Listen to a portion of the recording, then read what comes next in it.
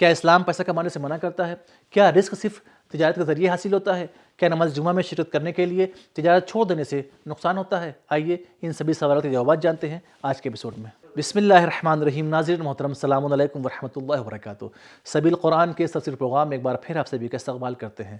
قرآن دنیا میں سب سے زیادہ پڑھی جانے والی کتاب ہے، یہ واحد کتاب ہے جو پوری انسانیت کے لیے ہدایت کا ذریعہ ہے۔ آج آپ کے سامنے سورہ جمعہ کی آیت نمبر 11 کی تفسیر لے کر حاضر ہوئے ہیں۔ آئیے سب سے پہلے اس آیت کی تلاوت اور اس کے ترجمے کو سن لیتے ہیں۔ کتاب انزلناه الیک مبارک لیدبروا آیاته ولیتذکر اولو الالباب۔ بسم اللہ الرحمن الرحیم۔ وَإِذَا رَأَوْا تِجَارَةً أَوْ لَهْوًا انفَضُّوا إِلَيْهَا وَتَرَكُوكَ قَائِمًا قُلْ مَا عِندَ اللَّهِ خَيْرٌ مِّنَ اللَّهْوِ وَمِنَ التِّجَارَةِ وَاللَّهُ خَيْرُ الرَّازِقِينَ۔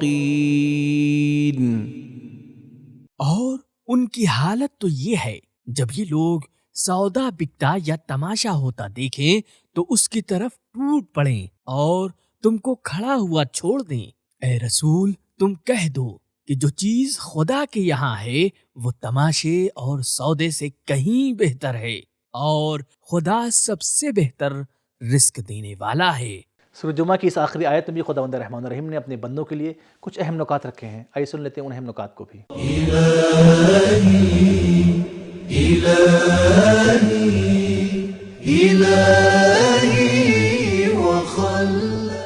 تفسیروں میں ہم پڑھتے ہیں پیغمبر اسلام صلی اللہ علیہ وآلہ وسلم نماز جمعہ کا خطبہ دینے میں مشغول تھے کہ اتنے میں ایک تجارتی کاروان ڈھول تاشے اور شور کے ساتھ مدینے میں داخل ہوا۔ زیادہ تر نمازی کاروان کی طرف بھاگ گئے اور حضور کو خطبہ دینے کی حالت میں چھوڑ دیا۔ اس وقت یہ آیت نازل ہوئی اور ان لوگوں کی سرزنش کی۔ آیت نے نماز اور خطبے کو چھوڑنے پر سرزنش نہیں کی ہے، بلکہ پیغمبر صلی اللہ علیہ وآلہ وسلم کو تنہا چھوڑنے کی سرزنش کی ہے۔ جی ہاں، آسمانی رہبر کی حرمت کو پامال کرنا نماز اور خطبے توڑنے سے زیادہ اہم ہے۔ اس سورے کا آغاز پیغمبر اسلام صلی اللہ علیہ وآلہ وسلم کی بعثت سے ہوا اور اختتام پیغمبر صلی اللہ علیہ وآلہ وسلم کو تنہا چھوڑنے کی تنقید پر ہوا ہے، اور یہ خود مومنوں کے لیے ایک ہوشدار ہے۔ سورہ جمعہ کی آخری آیت کی تلاوت، ترجمہ اور اس کے نکات کو جان لینے کے بعد آئیے آخری آیت کے پیغامات کو بھی جان لیتے ہیں۔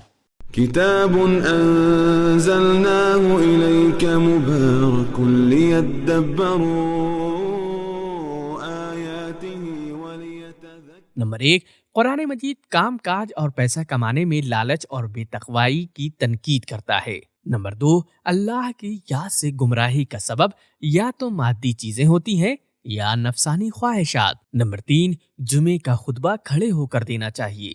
نمبر 4، ہر وہ کام جو الہی رہبر کو تنہا کر دے وہ قابل سرزنش ہے۔ نمبر 5، لوگوں کے رجحانات ہمیشہ درست نہیں ہوتے۔ نمبر 6، 2 خطبے نماز جمعہ کا حصہ ہیں اور ان کا سننا ضروری ہے۔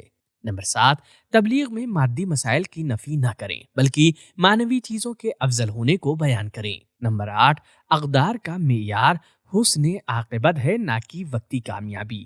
نمبر 9، رزق و روزی کمانے کے لیے عبادت کو نہ چھوڑیں بلکہ پہلے عبادت کریں اور پھر تجارت کی طرف جائیں، کیونکہ رزق اللہ کے ہاتھ میں ہے۔ نمبر 10، رزق حاصل کرنے کا راستہ صرف تجارت نہیں ہے بلکہ اللہ اگر چاہے تو اس کے علاوہ کسی اور راستے سے رزق دے سکتا ہے۔ نمبر 11، اللہ نے نماز جمعہ پڑھنے والوں کی روزی کی ضمانت لی ہے۔ تو ناظرین، ہم نے جانا کہ اسلام پیسہ کمانے سے منع نہیں کرتا بلکہ لالچ اور بے تقوائی سے روکتا ہے، اور جو لوگ اپنی تجارت چھوڑ کر نماز جمعہ میں شرکت کرتے ہیں ان کے رزق میں نقصان نہیں ہوتا بلکہ اللہ ان کے رزق کا ضامن ہے، اور رزق صرف تجارت سے حاصل نہیں ہوتا بلکہ اگر اللہ چاہے تو دوسرے راستے سے رزق دے سکتا ہے۔ تو ہمارا آج کا ایپیسوڈ ختم ہوا، ملتے ہیں اگلے ایپیسوڈ میں، تب تک کے لیے خدا حافظ۔ سبیل قرآن، قرآنی سماج کی پہچان۔